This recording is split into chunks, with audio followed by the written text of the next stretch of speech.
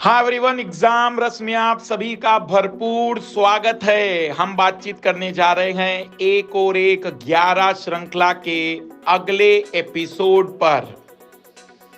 उसे प्रारंभ करने से पहले संक्षिप्त में दो महत्वपूर्ण बातें। सबसे पहली और महत्वपूर्ण बात, MK लाइव रिफर कोड एक डिस्काउंट कोड है जो अनअकैडमी पर किसी भी प्रकार के सब्सक्रिप्शन में आपको 10% का डिस्काउंट उपलब्ध कराती है।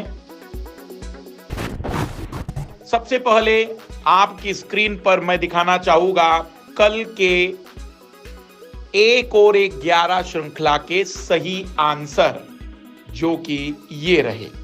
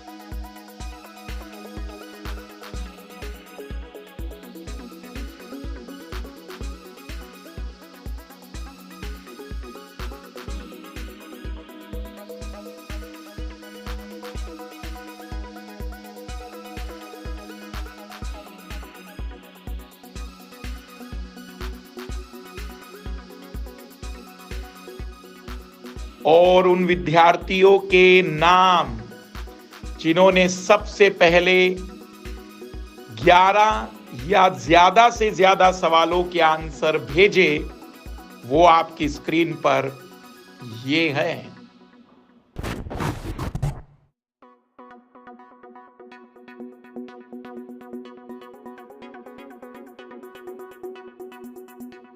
आज के एक और एक 11 की इस नए एपिसोड के सवालों में सभी को हमारी तरफ से बेस्ट ऑफ लक।